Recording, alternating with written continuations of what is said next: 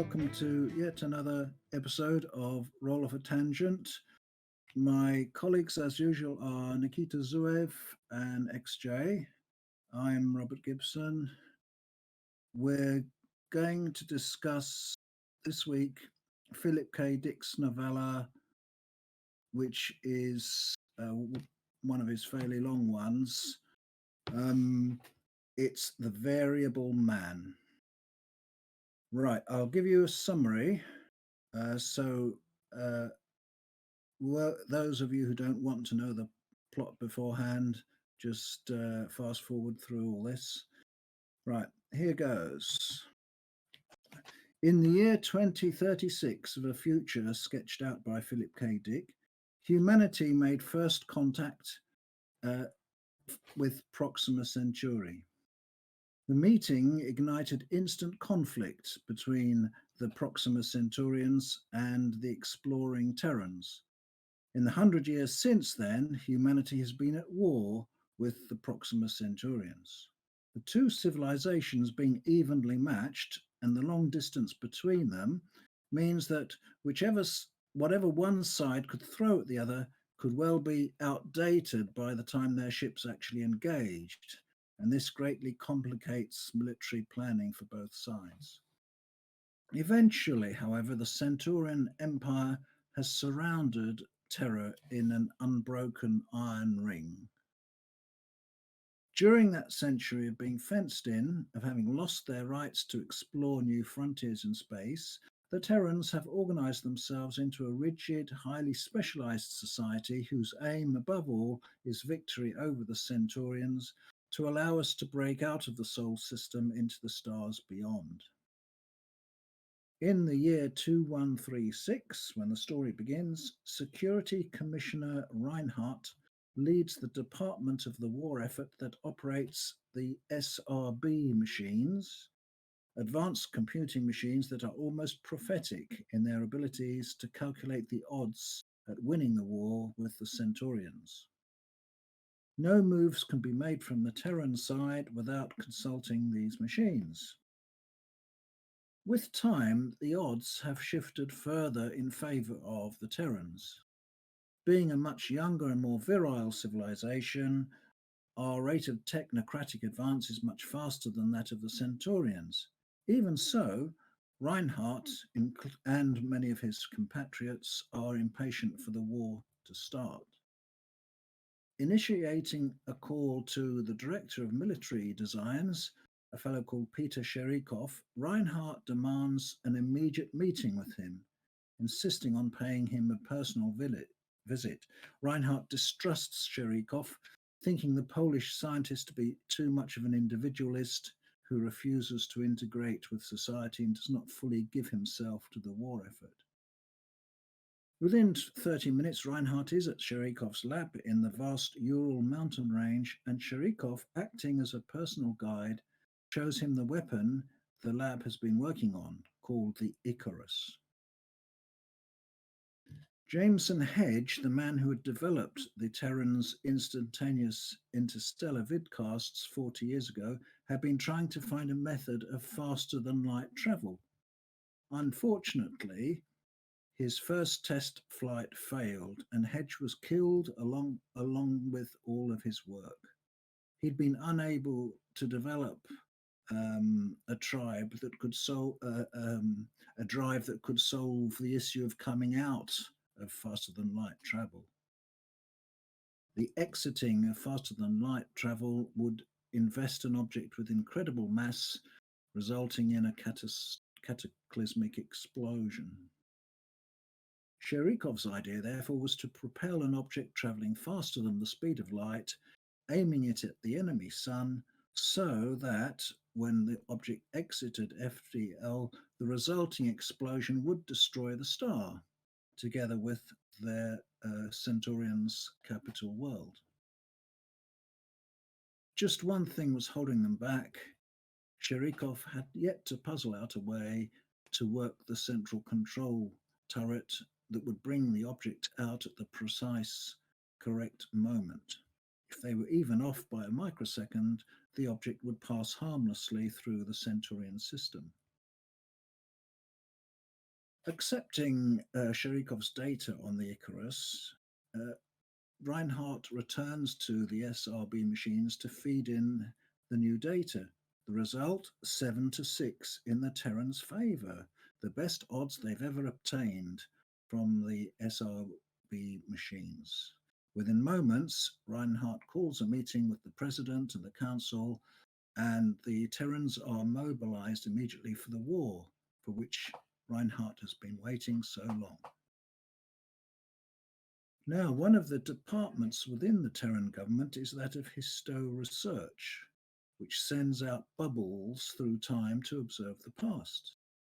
Due to the requirements of mobilization, the department cuts its experiments, bringing its bubble hastily back to the present for its equipment to be free for military use, and by accident in doing this, they also bring a man forward 200 years from the early 20th century.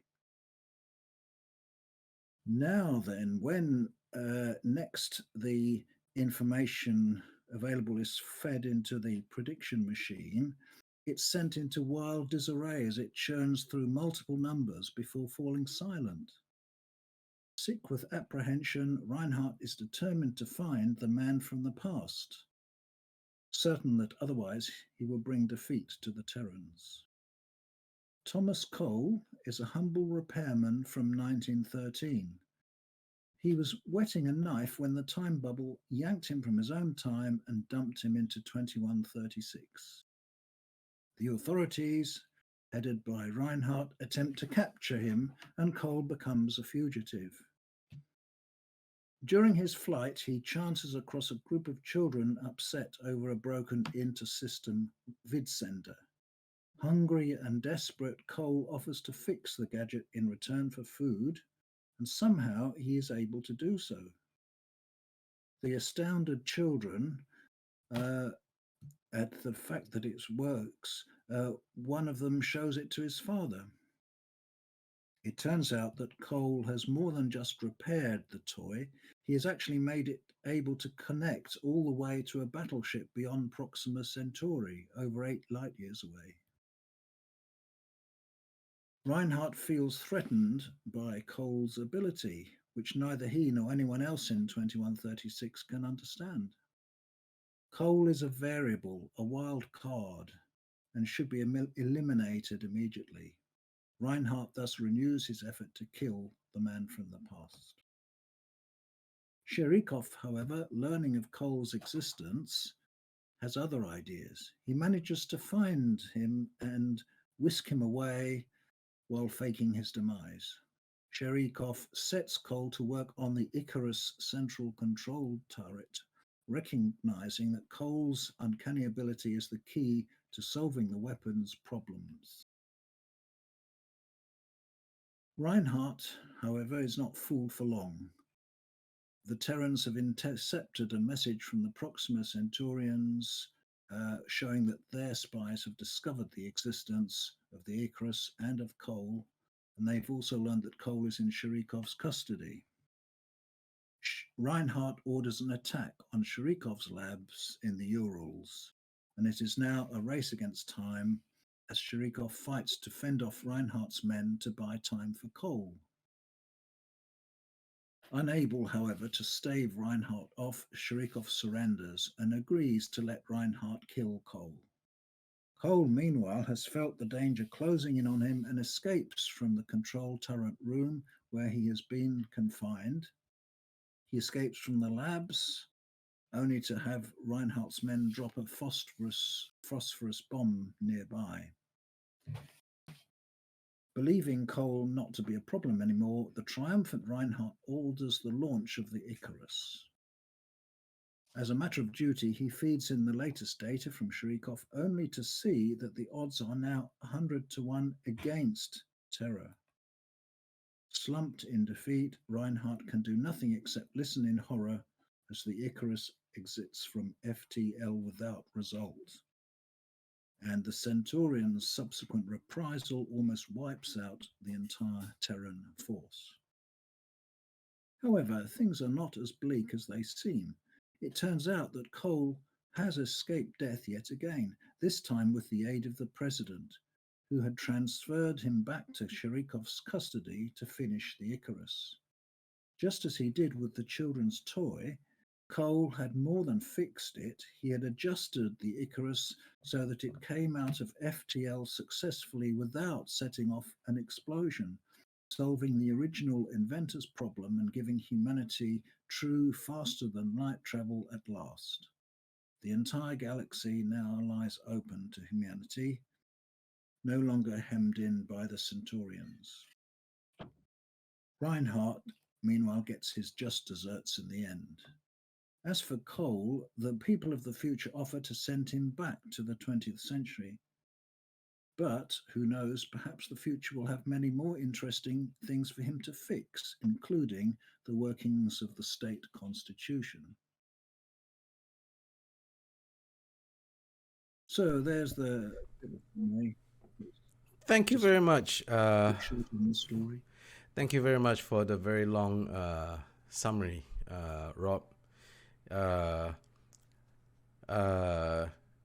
was the one who proposed this story, and before we start, I actually kind of thought, as I was reading it a second time for the podcast, that I kind of regretted putting up this story as a title, to be honest, because I felt, first of all, reading through it a second time, I realized there's a lot of subtext within the story that we probably could not explore in this one podcast. But before I go on any further, maybe Nikki or Rob, you could just give us a quick summary of your thoughts. Nikki, would you mind going first, Robert? Right. I would not advise anyone who hasn't tried Philip K. Dick before to start with this story. In my view, it's definitely not one of his best, although I quite enjoyed reading it the second time. I'd only read it once before, a long time ago. I tend to skip over the somewhat uncharacteristic blood and thunder bits near the end of the story. It's not Dick's usual scene, that sort of thing. But yeah, it's worth reading. The idea is very good. I think it's one which he hasn't used in any of his other stories. The idea of a tinkerer, a handyman, having a knack for solving any problem whatsoever that's to do with any practical gadget, no matter how far in the future from his normal time it is. Interesting idea, but he didn't need to write a 76-page story on that, in my view. Oh, by the way, I'm just a detail which perhaps Nikki can help with. The author talks about the tremendous peaks of the Ural Mountains. I thought the Urals were fairly modest, a fairly modest range as far as height is concerned. But anyway, correct. And also, there would be no way that a Polish person is working in the Ural Mountains with that surname. That is a Belarusian / Russian surname. Right, doesn't make any sense. Right, it is. Also, Proxima Centauri is not 8 light years away. It's more like the distance of Sirius. Anyway, let's not quibble. Yeah. But let's put it this way. It's like if I wrote a story where I said, oh yes, the famous poet, the famous American poet Zhu Hao. The most American name you could ever imagine. You know, not to say that it is a bad name or something. It has nothing to do with the quality. It's more like believability for somebody who, you know, is from that area. Complete dissonance from reality. Of course, this is 2136, so there may have been some population transfers of, massive Polish immigration to the Urals. You never know. Yeah, and then the same migration also created giant peaks within those mountains too. I mean, Yeah. yeah. It'd Hmm. have to be some dramatic geological upthrusts. Maybe they did To me, they did a yeah, go lot on. of geoengineering, perhaps. Well, I mean, to me, it sounds like the classic case of lacus of resurgenitis. That's what's going on here. Philip K. Dick could have researched a little bit more about what he was writing. Yeah. Happens a lot. That's fair. I always roll my eyes when people in the West try to speak Mandarin. Hmm. So Yeah. So is that all you had to say, Robert, or do you have other thoughts? No other thoughts just now. No. As I say, I did quite enjoy the story, but nowhere near anywhere near his best. So it would have been better to start with another one. But there's no reason why we shouldn't have a good discussion about it. Hmm. Okay. yeah, I would love to hear what you have to say, Nikki, other than how All right. unbelievable it is. I mean, unbelievable. Mm. So let's walk through this step by step. Step one, the beginning itself was quite enjoyable for me. I liked the way it started. The premise was exciting. The idea seemed new, and then there was this introduction of some guy who came back from the future at the beginning of this tale, and I was like, "Oh wow!" So the the author is showcasing how crazy this future is. That there was an accident and somebody came from the past. That's really cool. All right. Anyway, oh wait, that's like what the story is about this guy. Okay. Ah. Ah. Hmm. That was basically my writing my reading experience. I really enjoyed the premise itself, but as soon as it started to be about this schmuck from the past who can fix super technology by, I don't know, because his heart is pure or whatever the explanation is, it lost me. I wasn't really interested in it. The tinkering aspect to me just seemed like baloney, and um, unfortunately for me, the most exciting parts of the tale were not the focus of the tale. So every time we kind of came back to Cole, I was like, "Oh no! Can we go back to super cool aliens we're fighting and how our society is made up of the fact that only odds is what we care about. We stopped caring about other stuff. And can we talk about all of these interesting advances that you've created, Philip K. Dick, for this future in this imaginative tale? No, we have to go back to Cole with some stupid stuff that he's gonna do next. Oh, now he's being saved by this Polish guy with a Russian name. Okay, who cares? You know, yeah, it lost me. It honestly lost me. It felt like a bore to read after I realized that it wasn't about what I wanted it to be about. And if I wasn't reading it for the podcast, I would have stopped after after that scene with the with Cole talking to that like head construction officer or head like conservation of that guy who was talking about the fifth atomic war, how horses haven't existed for 100 years, you know that guy. I would have after that section. I would have just been like, nope, thank you very much. I'm gonna go read some Tower of the Elephant. Mm.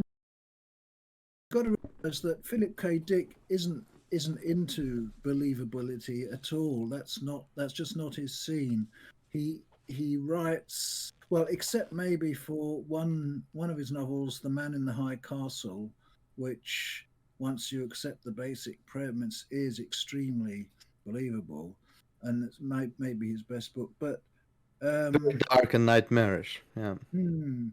but yeah, he is a kind of absurdist writer who is interested in um, oh, he's interested in playing games really with the readers, I wouldn't say he's really bothered about how implausible it is, for example, that the Proxima Centaurians, he doesn't care at all how likely it is that there might be life at Proxima Centauri. It's completely not his concern. I think maybe you misunderstood my point, or perhaps focusing on the wrong aspect of it. For me, the believability of the situation didn't really matter. I was more talking about the exploration of the universe he has created was much more interesting to me than focusing on this character coming from the past. It wasn't the believability of the tale that put me into question. That's more than fine. I mean, I read stories where big muscled men fight ghosts and somehow defeat them, right?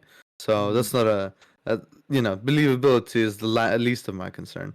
It was more of the fact that the things that our dear friend Philip K. Dick focused on in the tale, I found boring rather than every other aspect that he put within it. So everything else that was in the tale, except for the main character, was way more interesting to me than the main character. Mm. Yeah, so that's my point. Not the fact that it was unbelievable. Right.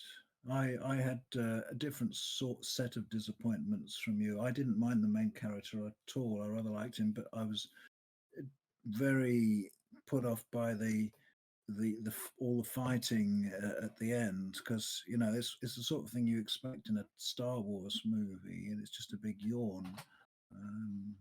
That is also very much the truth. I agree with that criticism as well, because it didn't need to happen based on the way the story was going. The story was trying to portray this idea that we're gonna solve this peacefully with this man from the past, right? And it actually kind of didn't do that. So yeah, I see what you mean. So with that, on that one, we agree. That is a let me put it this way. That is a criticism I too share, but I have an additional one. Seems There you go. like we all will have criticisms of the story. When I first read the story, it was quite enjoyable. It was quite an enjoyable read for me. It was like a pleasant way to pass time. But I have to confess, the first time I was reading it, I wasn't reading it too carefully. It was a very casual read. And when I had to reread this for the podcast, I realized there's a lot of issues with the novella, and one of the issue is the length. I felt like this story could have been shortened by quite a bit, and it suffered from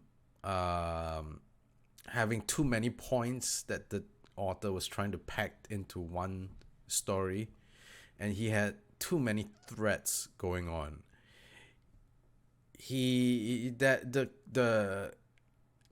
The Cole thing, Thomas Cole, and his ability to fix things is one separate thread that Mr. Dick tried to forcefully intertwine with the invasion with the Proxima Centaurians. Not invasion, but the conflict with the Proxima Centaurians, I felt. And it would have been much better for him to write two separate stories, one about Cole and the other about the Proxima Centaurians, I felt.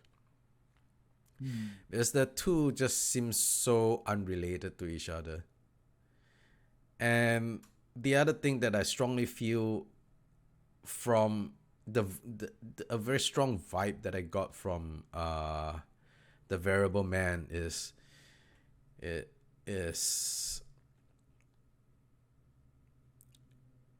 Philip K. Dick is really trying to push a viewpoint, his own viewpoint on the reader by ultra elevating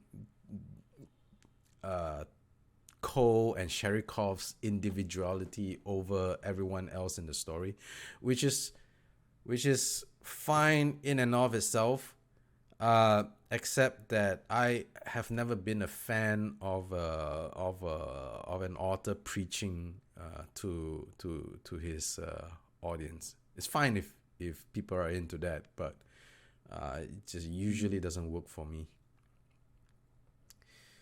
And yeah, Agreed. I find I don't have a issue with the point of view that he's trying to push himself.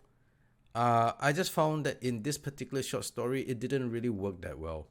Like, it worked a lot better in the man, in High Castle, or do androids dream of electric sheep. His philosophy, his personal philosophy, came out way better in those two. But I also feel those are not short stories. Those are fairly long, and he had time to even out, shall we say, the he has the time to properly explore what he wanted to say. In this short story, though, he didn't do it all that well. It was very clumsily handled, and I find Robert A. Heinlein to be much better at this than Philip K. Dick in the context of short stories. So I enjoyed the first read through when I wasn't paying too much attention, and then when I paid a bit more attention, it became not so great. Is my verdict. It's relatively early story in Dick's writing career. Anyway, the novels you mentioned, XJ, are several years afterwards. Well, A Man in the High Castle, I think, was 1962, and The Is Do that Androids so? Dream 1968, whereas this one is 1950s, isn't it? So he probably learned a thing or two about writing in the interval. So perhaps this is more of an issue. What was that G.R.R. Martin story that we first read, Nikki? The hero. The hero. Yeah, it could be an issue of like The that. hero syndrome. Yeah, the hero syndrome. That's good. That's a great term. Name. Yeah, where in the beginning career of the author, it was a bit rough, and then later on he becomes more adept at his craft or something like that. Yeah. I mean, don't we all? Yeah, go however, I must correct myself here because I've just remembered that his very first story, 1941, no, it can't have been early as 1941. He was only about 15 then. Well, anyway, a very early story by Dick, his first ever story, Imposter, was absolutely superb. And there was no fat on it either. It was a short story, very meaty, very elegantly written. So, I don't know, it's a mystery. Perhaps there was a time in the 50s when he had to pad out his stories to pay the bills. I don't know if you had to you got paid for so many cents a word. I know in Charles Dickens' time they were paid by the word. Was that the case in 1950s? In the pulp era, I should think so, yeah. Oh, okay, that makes sense. Yeah. I mean, that's also why I found Charles Dickens' books to be so horrendously long and dreary, because he was paid.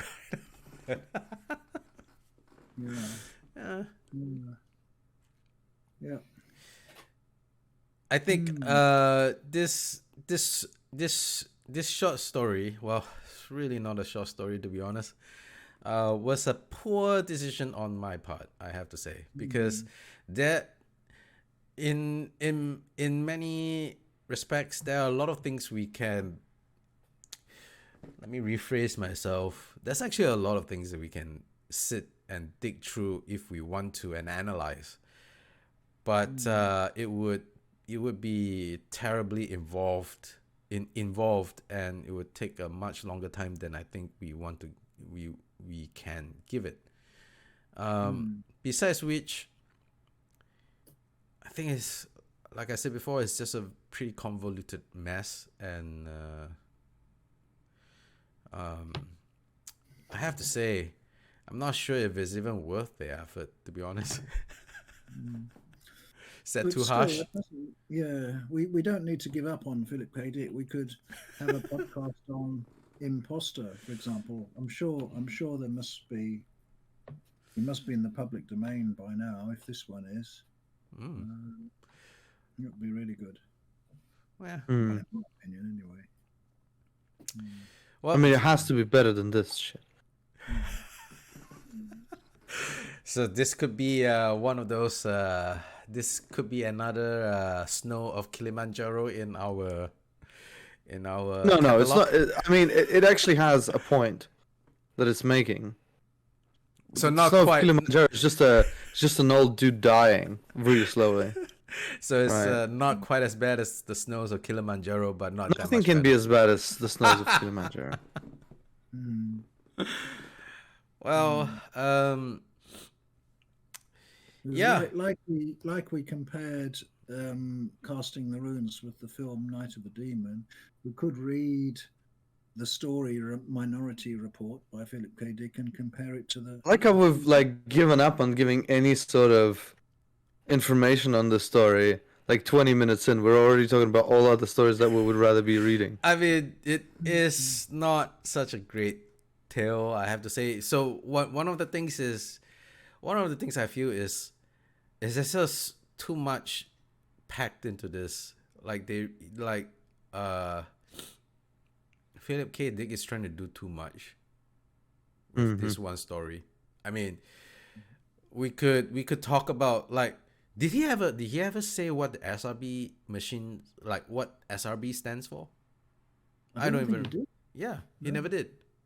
He never did. I'm pretty sure it did. Hold on, I'll look it up. Did We he could invent something. invent something?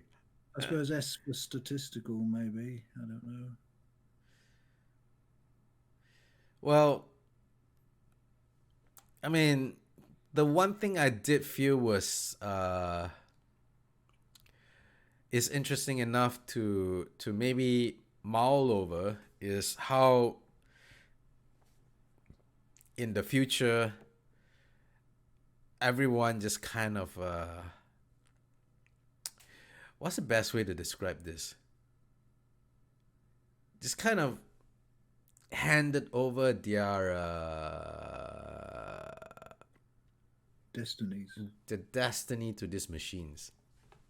Well, yeah, Isn't that this is what we call a singular author paradox, right?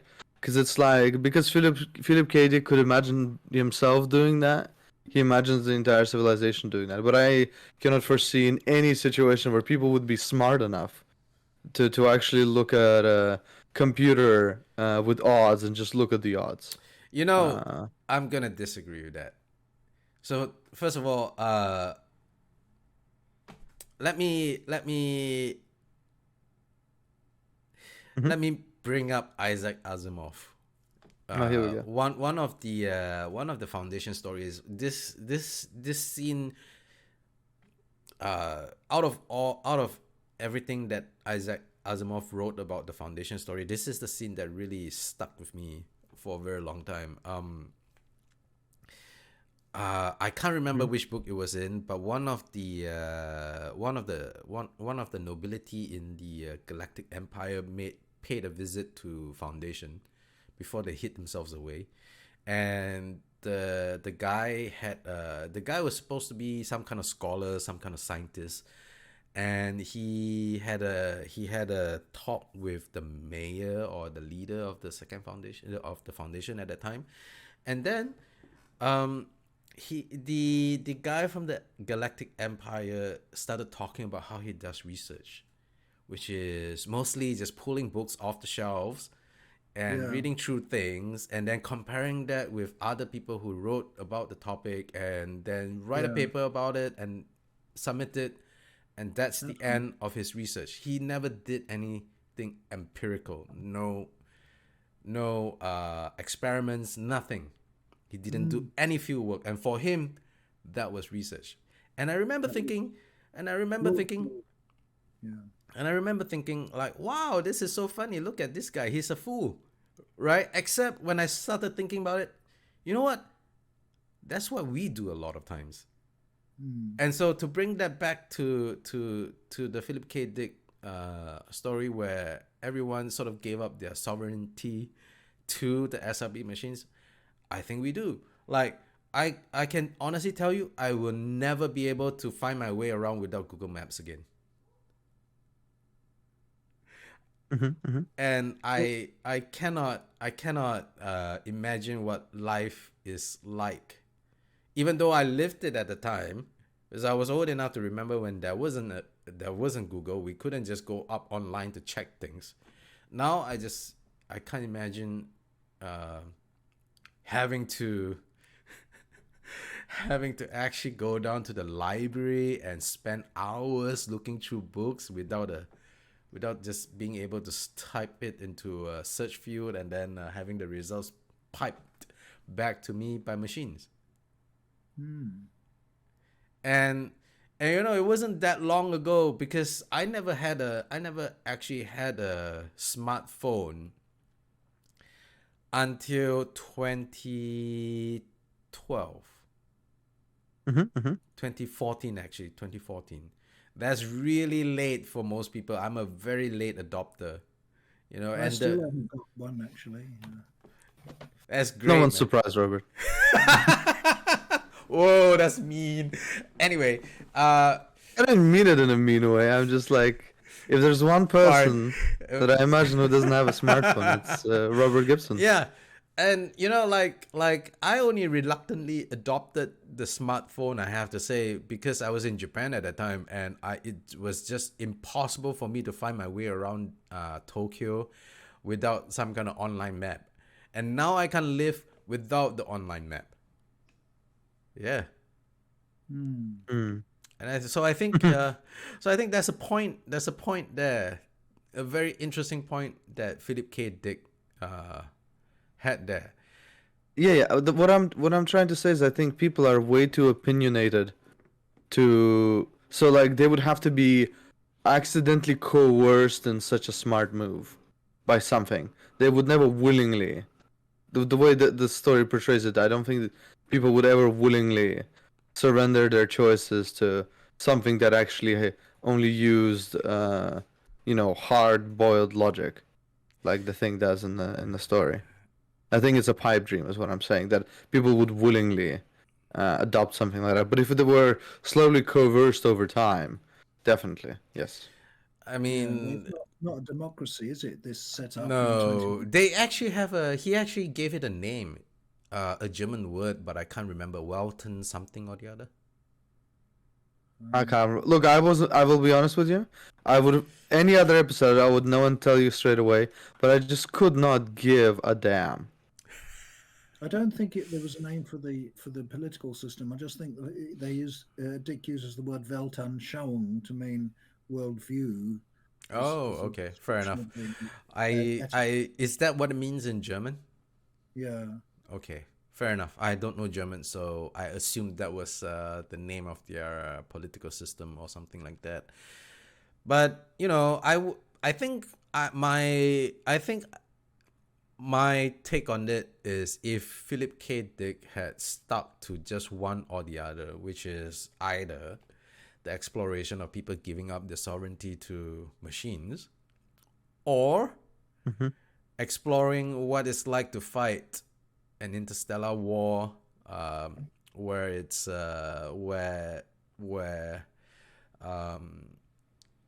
time, the distance traveled really matters.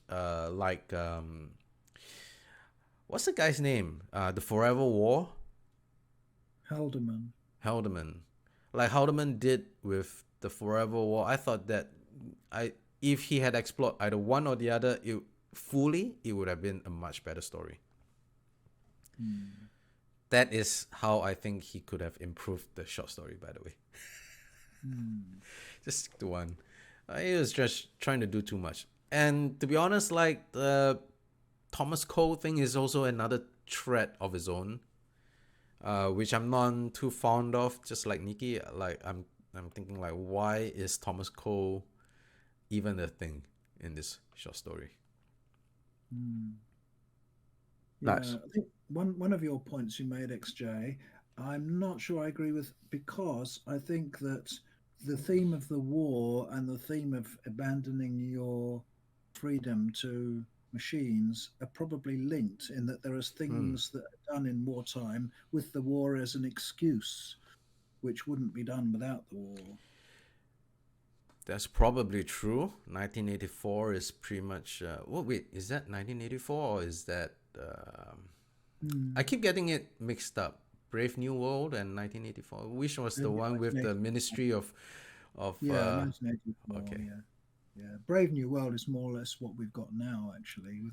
Only it's people on their smartphones all the time, but it's basically the same kind of thing. Right. Yeah. Or playing computer Yeah, so games. why did he choose to ruin the story with this Cole guy? What is he trying to say with this Cole guy? Can anybody tell me? Can somebody enlighten this idiot? Like what is the point of I Cole think the point in is the the story? contrast with the relying on super corporatist tech organizations, and then there's this total individualist that comes from the past with a completely different in individual, as I say, approach. That's the point, I think. I So agree completely. It was just to push the. It was the philosophy thing that Philip K. Dick wanted to push. That I was saying. That I felt Philip K. Dick wanted to push onto the reader. Yeah. yeah, It's like in the couldn't care man, less. yeah, it's like in Yeah, the Man in High Castle, where towards the end it's like it's again it's pushing the supremacy of individuality over collectivism. Well, I didn't get that in that book. I missed that message, I must admit. Hmm. Um, I mean, I maybe I'm reading too much into it, I suppose, mm, but this came out very strongly in this particular story anyway. mm, Like mm. there isn't even a um we have a what do you call that, a trope mm-hmm. in storytelling. I think it's the Mary Sue and the Gary Stew, and Thomas Cole is a Gary Stew, pretty much. Do you guys know what they mean with Mary Sue and Gary I've Stew? heard of a Mary Sue, but not a Gary Stew. It's Gary, basically the same, but a man. yeah, Oh, yeah. oh, So yeah, it's like Cole just happens to have all this uh ability to just fix machines that no one else can, like 200 years in the future. I know you said that Philip K. Dick didn't really care about believability, but as some mm, like when an author invests so much unexplained ability to for a character to affect the world around him, it basically turns him or her into a Gary Stu or a Mary Sue, I feel. mm. I think the author missed an opportunity, actually, to develop one aspect of Cole's fate, if you like, and that is his incredible luck, his incredible knack of not getting killed. He could have made a theme out of that. He could have said, well, these, if you lift a guy out of the past into the present, it does something to the luck equations or something, so that it makes him very hard to kill. That Could that be. would have. I mean, the story is pretty absurd as That's it way more is. interesting than the entirety of this tale, Mm, Robert. So maybe write a story about that. All mm, right. Well, uh, I think we have pretty much come to the conclusion of this podcast. I don't know if it's worth pushing the discussion on the variable man any further. So, I'd be do you, interested to know Nikki's score out of 10 for this. Oh God. Yeah, well, I mean, only if you're gonna give yours, and it's not 10 out of 10, because then I'm not playing this game. No, yeah, Oh wait, God. okay? So Alright. so you give it a Yes. score, but you also must tell us how you think you can improve this short story. Okay, yeah. I'm not gonna give it a sequel because it doesn't deserve one, but I will definitely give you the how we could improve it. So first of all, we Cole, sorry, you're out. There you go. That's how I improve the stuff. No, I mean that is the quick fix solution. Okay, you know what? Let me put it this way. How am I fixing this? Are you allowing me to dissect it completely and change it? Or do I have to keep some things the same? What variables can I change? Well, if you don't have coal, then it's no longer the variable man, is it? Fuck. Alright, fine. The beautiful Cole stays. Alright. So, we start from the same situation.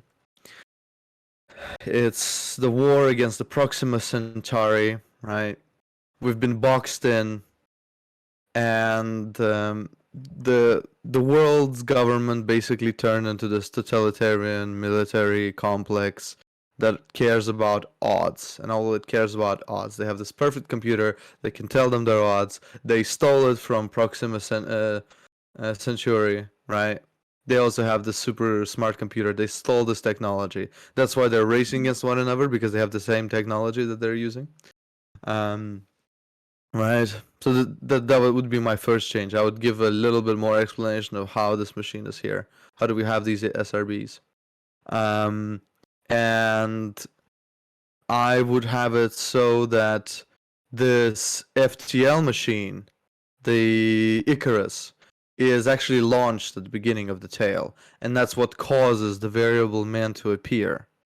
So it creates this ripple effect in time because it goes way too fast, and it hits the star of the Centauri, and it makes a wave through the universe, causing strange sort of like sensations go out throughout the universe, and one of them being that coal appears. And the Centauri are not all destroyed. The 6 to 7 proves that, you know, basically this was a first good shot, but we're actually gonna have to have a fight with these guys. Otherwise, you know, they're just going to rebuild and attack us stronger.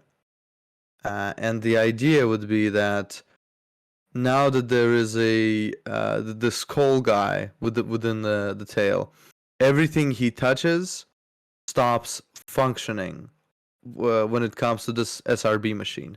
So it has nothing to do with the fact that he's super cool with the, you know, like with technology, and he is really good at understanding stuff that there he has no reason to understand. It's actually him existing.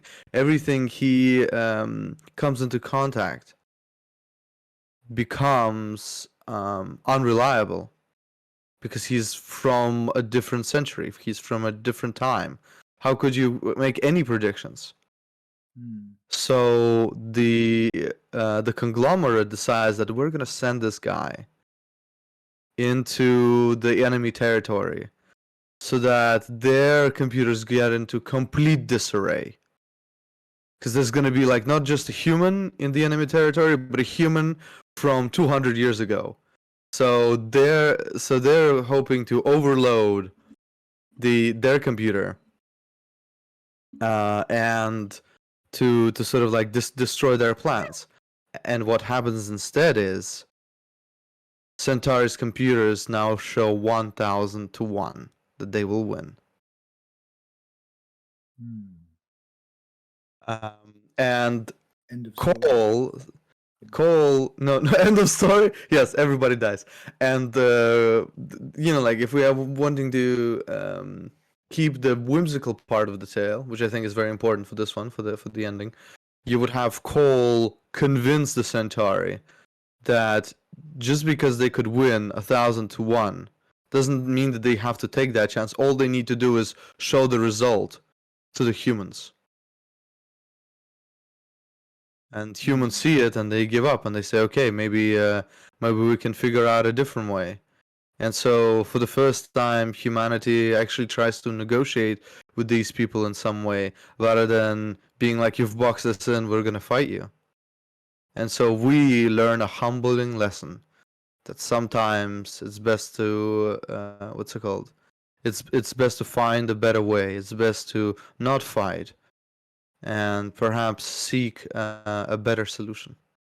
There you go. That's how I would change the story. That's an interesting take. I'll give you that. It's definitely more interesting than the original.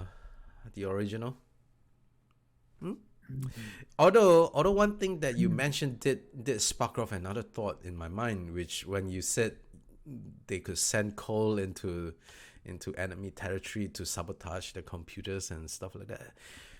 You know, like it was mentioned somewhere in the book, in the novella, that the Proxima Centaurians have spies in Terran influence, and I keep wondering, how would they sneak spies into Terran territory? The Proxima Centaurians would have to look a lot like us to be able to pull that off. They probably do in Philip K. Dick. He's not bothered with things like conversion and evolution, you know, to that extent. Yeah. Oh well. All right. Well, so score, Nikki.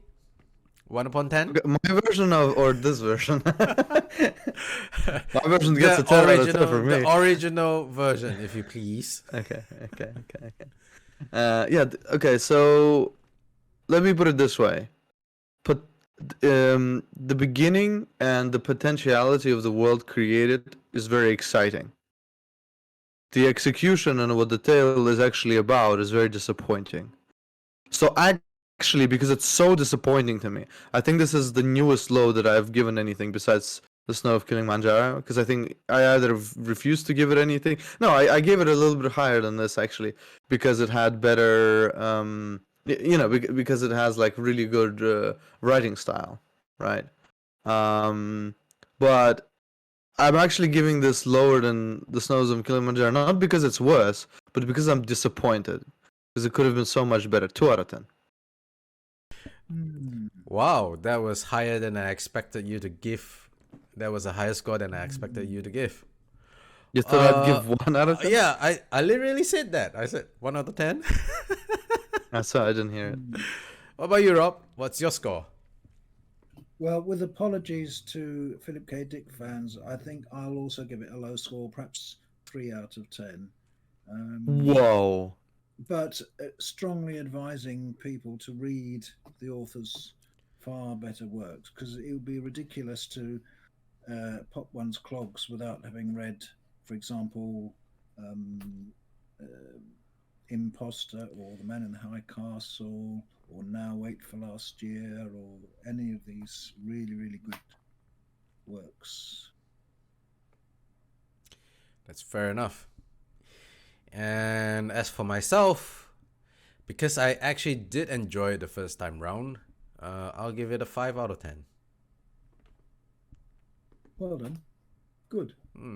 All right, well, I guess that's our verdict on The Variable Men, and thank you guys for listening. And if you enjoyed our discussion, please like and subscribe and all of that jazz.